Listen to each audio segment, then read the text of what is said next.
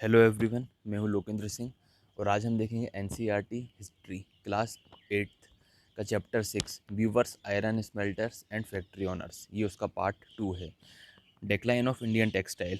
अब देखिए, India textile का डेक्लाइन किससे हुआ। मतलब ब्रिटिश ने कॉटन इंडस्ट्री की शुरुआत कर दी थी। इससे क्या हुआ, टेक्सटाइल मतलब कॉटन की सबसे ज़्यादा फैक्ट्रियाँ लगा दी थी। अब जो काम हाथों से होता था वो मशीनों से होने लगा। जो काम हफ्ते भर में होता था वो काम एक एक दिन में होने लगा। काम तेज़ी से बढ़ने लगा, तो उनकी जो कपड़े की रिक्वायरमेंट है वो भी फुलफ़िल होने लगी। तो इससे इंडिया को कई तरह से इफ़ेक्ट पड़ा। पहला तो ये है, इंडिया को अब ब्रिटिश से, अंग्रेज़ों से कम्पीट करना पड़ता था अपने ऑल ओवर यूरोपियन मार्केट में और अमेरिकन मार्केट में। और सेकंड तो ये है कि ब्रिटेन ने इंडिया के जो टेक्सटाइल थे, इंडिया से जो कपड़ा था वो यहाँ से, इंडिया से जो इंग्लैंड जाता था, ब्रिटेन जाता था, उन्होंने इंडिया के कपड़ों पर बहुत ज़्यादा टैक्सेस लगा दिए थे।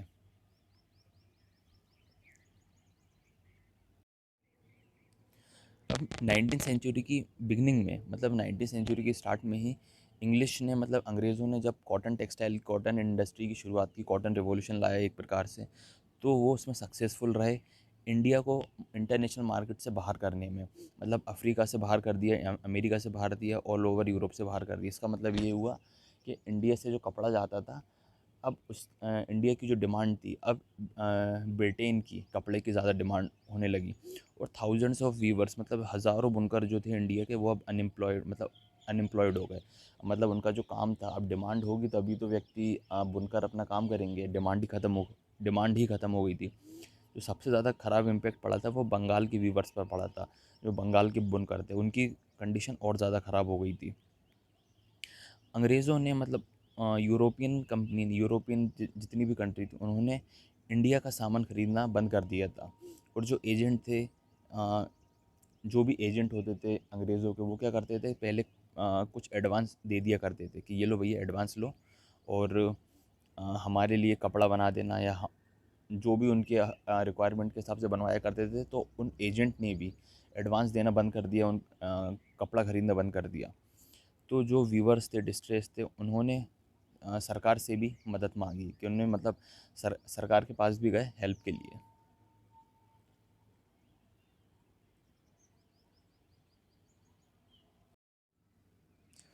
बट अभी इससे और वर्स्ट कंडीशन आने वाली थी। मतलब अभी तक जो था वो ठीक था, बट इससे भी और ख़राब कंडीशन आ गई थी। 1830 तक ब्रिटिश के कपड़े अब वो भी इंडिया में आने लगे।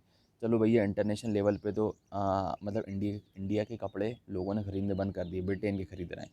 अब ऐसा हुआ कि 1830 तक ब्रिटेन के कपड़े भी अब इंडिया में आने लगे।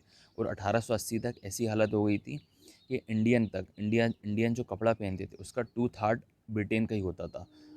1880 तक ऐसी कंडीशन थी, टू थार्ड कपड़े, मतलब ब्रिटिश के कपड़े ही इंडियंस पहनते थे। ऐसी कंडीशन आ गई। तो इसका जो इम्पैक्ट पड़ा था, अफेक्ट हुए थे थाउजेंड्स ऑफ व्यूअर, मतलब कई सारे व्यूवर्स पर अफेक्ट पड़ा था। और जो स्पिनर होते हैं, जो सूत काटने वाले होते हैं, उन पर ही जो सूत काटती थी वो महिलाएं कर दी थी। तो वो भी बेचारी बेरोज़गार हो गई, जॉबलेस हो गई।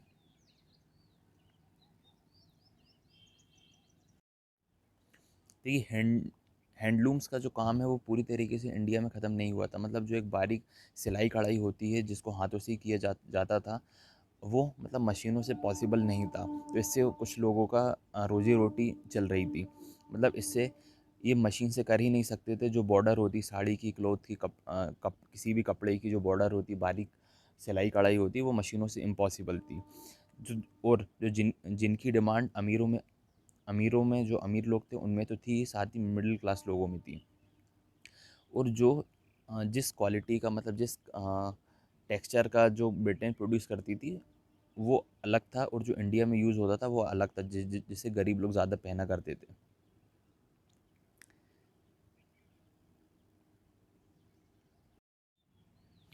इसके बारे में ज़रूर सुना होगा, शोलापुर, जो कि वेस्टर्न इंडिया में था, और जो मदुरा, जो कि साउथ इंडिया में था। ये दो ऐसे टाउन थे जो लेट 19th सेंचुरी में एक नए बुनकर, मतलब नए वीविंग सेंटर के आकर उभरे। और बाद में जब महात्मा गांधी ने अपना नेशनल मूवमेंट चलाया तो उन्होंने इस पर ज़ोर दिया कि बाहर से जो कपड़े आते हैं उनका बायकॉट करना है और हमें अपने हाथों से बने हुए कपड़ों का यूज़ करना है। और इस तरीके से खादी एक नेशनलिज्म का सिंबल बन गया। और जो चरखा है वो 1931 में इंडियन नेशनल कांग्रेस ने एज अ इंडिया को रिप्रेजेंट करने के लिए उसको अपने ट्री कलर फ्लैग मतलब तिरंगे झंडे में जगह दी 1931 में चरखे को।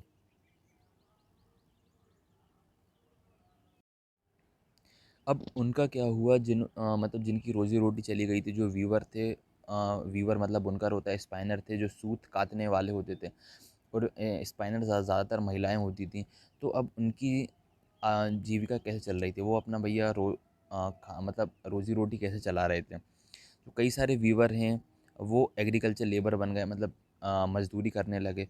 और कुछ शहर चले गए काम ढूंढने के लिए, कुछ जो वीवर थे। उसके अलावा और भी कुछ वीवर थे वो अपना देश छोड़ के अफ्रीका चले गए, और साउथ साउथ अमेरिका और भी अलग अलग देश में चले गए काम के लिए। और कुछ ऐसे वीवर थे कि जिन्हें जो कॉटन मिल खुली थी इंडिया में, जैसे बॉम्बे हो गया, अभी मुंबई है, अहमदाबाद, शोलापुर, नागपुर, कोल्हापुर, यहाँ पर उन्हें जॉब मिल गई।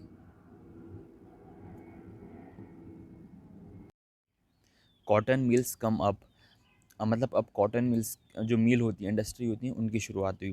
First cotton mill in India Bombay 1854, मतलब देखिए ये इंपॉर्टेंट क्वेश्चन है। First cotton mill in India वो बॉम्बे में एस्टेब्लिश हुई थी 1854 में। अर्ली 19th सेंचुरी, मतलब 19th सेंचुरी में ये हुआ था कि मुंबई से जो आ, जो रॉ मटेरियल है, जो मतलब कॉटन का जो रॉ मटेरियल है वो इंग्लैंड और चाइना में भेजा जाने लगा। वो ऐसा इसलिए होता था कि वहाँ पर मुंबई के पास, मतलब वहाँ का जो वेस्टर्न इंडिया है, वहाँ पर ब्लैक सॉइल ईजीली पाई जाती है जहाँ पर कॉटन उगाया जाता है। तो इससे रॉ मटेरियल वहाँ से ईजीली अवेलेबल हो जाता था और एक्सपोर्ट करने में आसानी होती थी।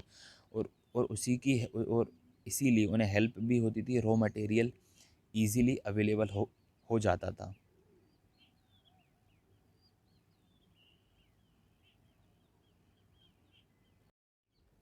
सन 1900 तक आते तक ये कंडीशन हो गई थी बॉम्बे में कि बॉम्बे में ही सिर्फ 84 मील्स लग चुकी थी। और जो मालिक थे ज़्यादातर इनमें से मतलब पारसी की मिल थी, और जो गुजराती बिजनेसमैन उनकी मिल थी, और जो कि ऑलरेडी चाइना से कपड़ों का ट्रेड करके ऑलरेडी काफ़ी बिजनेस कमा चुके थे, काफ़ी बिजनेस पैसा कमा चुके थे, और काफ़ी बिजनेस सही सही चल रहा था। इसी के साथ साथ और जो मिल हैं कपड़ा इंडस्ट्री वो अदर सिटीज़ में भी स्टार्ट हो गई। और अहमदाबाद में पहली मिल थी जो 1861 में स्टार्ट हुई, 1861 में खुली थी। और उसके बाद एक साल बाद कानपुर, मतलब कानपुर प्रांत था, वहाँ पर भी इसकी शुरुआत हुई। जैसे जैसे इंडस्ट्री खुलती थी, मतलब जहाँ जहाँ कॉटन मिल खुलती थी, लेबर की भी डिमांड बढ़ती थी। तो इससे क्या हुआ, thousands of peasant, thousands of जो एग्रीकल्चर लेबर थे वो भी गांव छोड़कर, अपने जहाँ रहते थे गांव छोड़कर शहर की तरफ जाने लगे काम की तलाश में।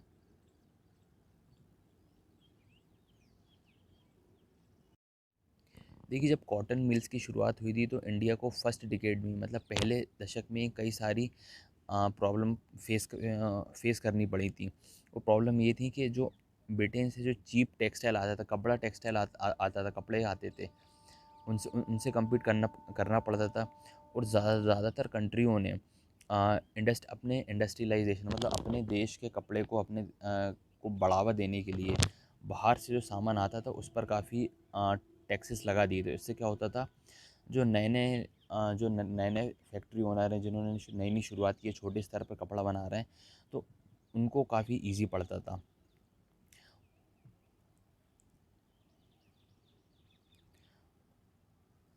और पहला जो कॉटन इंडस्ट्री में, मतलब पहले काफ़ी प्रॉब्लम होती थी, बट इंडियंस को पहली बार मौका कब मिला, जब फर्स्ट वर्ल्ड वार हुआ था। इससे क्या हुआ, ब्रिटेन का जो कपड़ा है वो काफ़ी, मतलब काफ़ी डिक्लाइन हुआ था। और उससे इंडियन फैक्ट्रियों को कुछ फ़ायदा हुआ था, क्योंकि मिलिट्री सप्लाई के लिए कपड़ों की काफ़ी डिमांड आनी स्टार्ट हो गई थी। The sword of Tipu Sultan and wootz steel. देखिए स्टोरी की शुरुआत करते हैं कि इंडियन स्टील और आयरन की जो कि फेमस है, मतलब टीपू सुल्तान की तलवार जिन्होंने मैसूर में शासन करा था 1799 तक। उनकी चार लड़ाई को जिक्र है ब्रिटिश में, जिसमें वो लास्ट फाइट में 1799 में हार गए थे अपने हाथों में तलवार लेकर। टीपू सुल्तान की जो अब तलवार है, ये एक अब इंग्लैंड के म्यूज़ियम में है, जो कि एक वैल्यूबल कलेक्शन, बहुत ही इंपॉर्टेंट रोल रखाती है।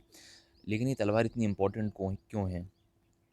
देखिए ये तलवार बहुत तेज़ है, और यहाँ तक कि वो दुश्मनों की जो ढाल होती है, जैसे मतलब वो जिस पे ढाल लेकर बचाव करते थे, उस तक को ये काट दिया करती थी, इतनी तेज़ थी तलवार।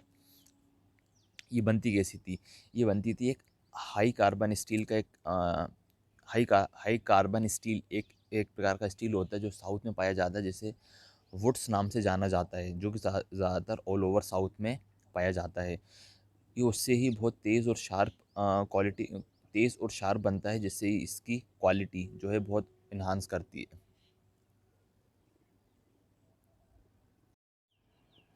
एक अंग्रेज़ था फ्रांसिस बुचैन नाम का, जिसने 1800 में मैसूर का टूर, मतलब मैसूर की यात्रा करी, और मतलब एग्जैक्ट टीपू सुल्तान के 1 साल के डेथ के बाद, मतलब उसको ये जानना था कि वुड्स स्टील क्या होता है, कैसे बनता है, और कैसे ये मतलब बनाया जाता है। स्मेल्टिंग फर्नेस इन मैसूर। फर्नेस का मतलब होता है भट्टी, मतलब मतलब भट्टी में क्या क्या यूज़ करते हैं वो लोग। वो देखिए आयरन को, लोहे को मिक्स करते हैं चारकोल में, भट और फिर मतलब और लकड़ी का जो मटका होता है, उसमें वो डालकर वो भट्टी में डाल देते हैं। इस तरीके से फिर वहाँ के जो लोहार हैं, वो टेम्परेचर को कम ज़्यादा उसके हिसाब से करते रहते हैं। वुड्स जो शब्द है, मतलब वो वुड्स एक्चुअल में वुड्स नहीं है, वो मॉडिफाई हो गया थोड़ा इंग्लिश में। उसका एक्चुअल जो नाम है वो है उसको कन्नड़ में उक्कू कहते हैं, और तेलुगु में हुक्कू कहते हैं, और तमिल और मलयालम में उरुक्कू कहते हैं। मतलब इससे मॉडिफाई हो के वुड्स नाम बन गया है।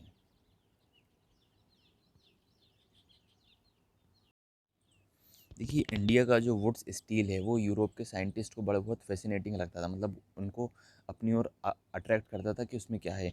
एक एक साइंटिस्ट हैं माइकल फेराडे। माइकल फेराडे ने कम से कम 4 साल इस पर रिसर्च करी, इस पर स्टडी करी, वुड्स स्टील की प्रॉपर्टीज़ को जानने के लिए कि भाई इतना मतलब पावरफुल क्यों है, मतलब यहाँ का लोहा।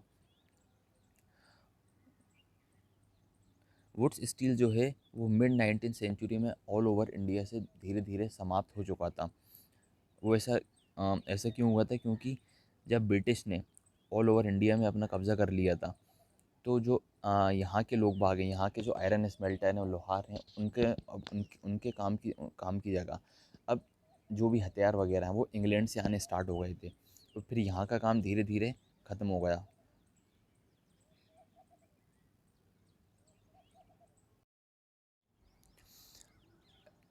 Abandon furnace in village. अब देखिए जो भट्टी का जो सिस्टम है वो धीरे धीरे गांव से कैसे समाप्त हुआ।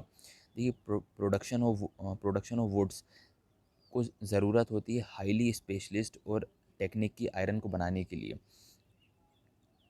आयरन स्मेल्टिंग इन इंडिया, जो मतलब लोहे पिघलाने का काम है, लोहे का काम है, वो लगभग लगभग 19 सेंचुरी में बहुत कॉमन था, मतलब हर जगह होता था। ऐसा नहीं पर्टिकुलर किसी एक जगह पे होता था। बिहार में, सेंट्रल इंडिया में जो लोकल लोहार थे, वो अपना इसी से अपना गुजारा किया करते थे। लोहा वगैरह जो डेली यूजेज में यूज़ होते हैं, या तलवार यूज़ होते हैं, जो भी हर प्रकार से। और जो भट्टी वो बनाई कैसे जाती थी, वो मिट्टी और ईंटों से बनाई जाती थी, जिसको मिट्टी का लेप होता था और धूप में सुखाया जाता था। ज़्यादातर जो इसमें काम है वो मेन ही किया करते थे स्मेल्टिंग का, और जो वुमेन है वो बिलो का काम करती थी। बिलो का मतलब होता है भट्टी में एक प्रकार की हवा देने का, मतलब उसमें पंप वगैरह चलाना पड़ता है भट्टी भट्टी में, वो काम महिलाएं किया करती थी। एक डायग्राम दिया हुआ है, चित्र है, आयरन स्मेल्टर ऑफ पलामऊ बिहार, मतलब बिहार के कुछ आयरन स्मेल्टर हैं, उनको काम करते हुए दिखाया गया है।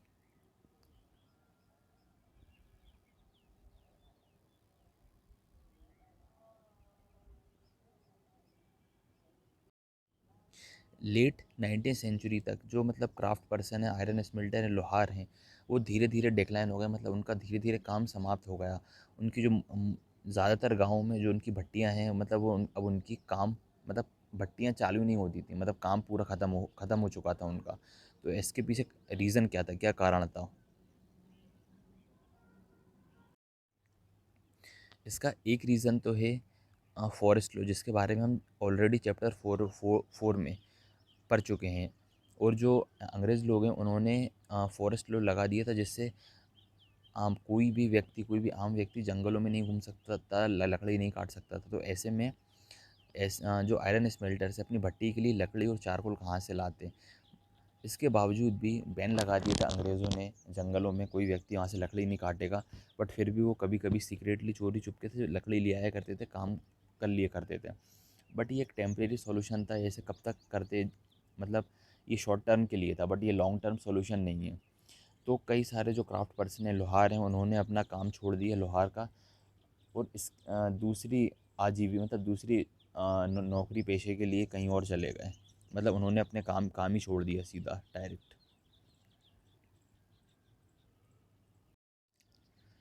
कुछ एरिए ऐसे थे जिन पर मतलब अंग्रेज़ों ने अलाउ कर दिया था कि हाँ भैया ठीक है, आप मतलब उन्हें एक्सेस दे दिया था जंगलों में। बट उन आयरन स्मेल्टर से इतना ज़्यादा टैक्स लिया जाता था कि उनकी मतलब कोई फ़ायदे नहीं पड़ता था, बल्कि और वो घाटे में चले जाते थे, लॉस में चले जाते थे। इतना ज़्यादा उनने टैक्स मांगते थे अंग्रेज़। और 19th सेंचुरी में, मतलब 19th सेंचुरी में क्या हुआ कि अब जो लोहा और जो स्टील है, ब्रिटेन से आना स्टार्ट हो गया। मतलब और और बहुत सारे आयरन स्मिथ्स हैं जो कि इंडिया के हैं, वो लोग भी उस लोहे को यूज़ करने लगे, उन प्रोडक्ट्स को यूज़ करने लगे जो ब्रिटेन से आया करते थे। जिससे क्या हुआ, जो इंडिया का जो लोहा है, इंडिया के स्मेल्टर है, उनकी डिमांड काफ़ी कम हो गई। और फिर अर्ली 20th सेंचुरी में मतलब ऑलमोस्ट आयरन और स्टील का जो काम करते थे, जो कारीगर थे, लोहार थे, उनको एक नई चुनौती को फेस किया उन्होंने।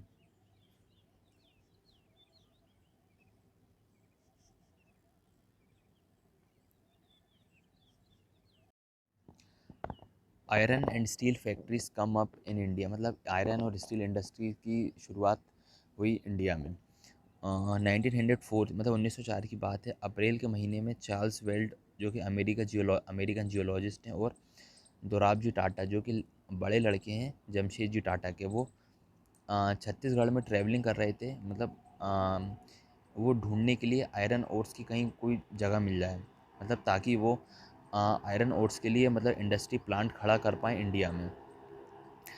जमशेद जी टाटा ने कई बहुत सारा अपना पैसा भी लगा दिया था, इसलिए वो इंडिया में एक बड़ा आयरन और स्टील इंडस्ट्रीज़ की शुरुआत करना चाह रहे थे। बट उन्हें ये मतलब ये यही ढूंढ रहे थे कि फ़ाइन क्वालिटी का आयरन ओर्स मिल जाए, ताकि नहीं तो माल पास के पास से ही उन्हें अवेलेबल हो जाए।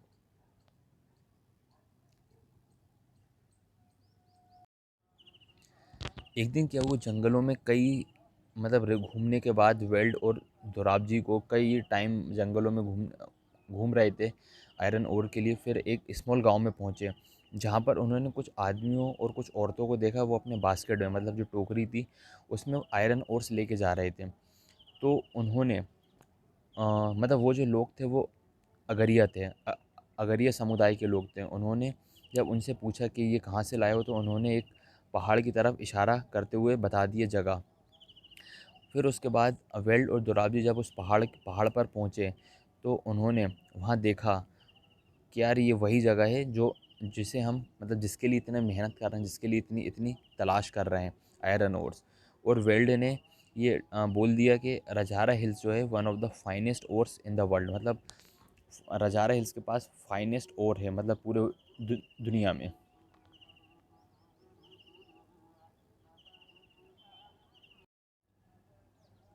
बट प्रॉब्लम ये थी कि ये जो एरिया उन्होंने देखा था, ये एक सूखा इलाका था, मतलब यहाँ पर पानी की कमी थी। अगर हमें फैक्ट्री चलानी है तो पानी बहुत ज़रूरी है। वो एक और जगह देखने लगे जहाँ पर फैक्ट्री की स्थापना की जाए, और इसमें उनकी मदद की अगरिया समुदाय के लोगों ने कुछ टाइम के बाद एक एरिया मिला स्वर्ण रेखा नदी के किनारे। वहाँ का एरिया उन्होंने जंगल साफ़ करे और फैक्ट्री की स्थापना की और उस एरिया को नाम दिया, उस जगह को नाम दिया जमशेदपुर। उसके बाद Tata iron and steel company की शुरुआत हुई, जिसको टेस्को नाम से भी जाना जाता है, 1912 में।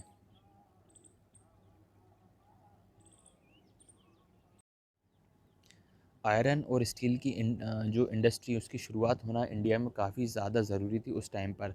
ऐसा क्यों? क्योंकि उस टाइम पर जो लोहा या स्टील है वो ब्रिटेन से इम्पोर्ट होता था, मतलब ब्रिटेन से आता था। और तभी की बात है, रेलवे की भी शुरुआत हुई थी, तो कई सारे जो पटरियाँ हैं रेलवे का जो सामान है वो भी ब्रिटेन से आया करता था। और कुछ ब्रिटिश ऐसे थे, उन्हें ऐसा लगता था कि इंडिया में उस क्वालिटी का अच्छी क्वालिटी का आयरन ओर नहीं है जैसा कि ब्रिटेन में पाया जाता है।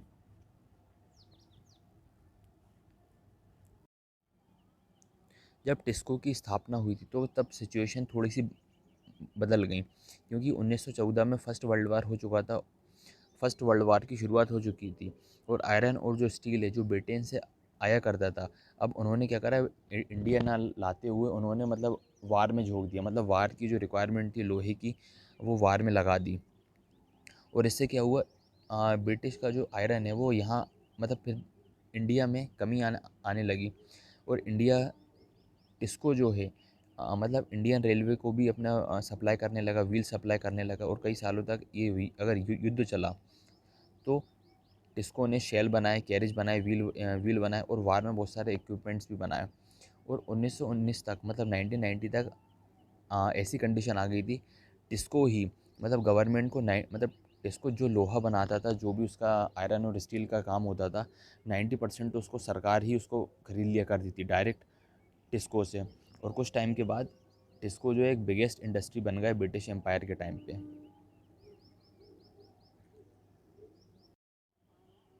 आयरन और स्टील इंडस्ट्री के साथ साथ अब कॉटन इंडस्ट्री भी शुरुआत हुई। और जिससे कि ब्रिटेन का जो इम्पोर्ट है मतलब ब्रिटेन से माल आना बंद हुआ और इंडिया का जो माल है वो काफ़ी तेज़ी से इंक्रीज़ हुआ। मतलब फिर इंडियन प्रोडक्ट की भी डिमांड बढ़ी। ये मतलब, और ये कब हुआ था, ये फर्स्ट वर्ल्ड वार के टाइम पे हुआ था और उसके बाद हुआ था। और उसी टाइम की बात है, नेशनलिस्ट मूवमेंट मतलब नेशनल मूवमेंट हुए थे। और इंडस्ट्रियलाइजेशन मतलब नेशनलिस्ट जो अपने स्ट्रगल फ्रीडम फाइटर हैं और जो नेशनलिस्ट हैं वो लोग स्ट्रॉन्ग हुए थे। और लास्ट तक ऐसी कंडीशन आ गई थी कि अंग्रेज़ों को उनकी बात माननी पड़ती थी।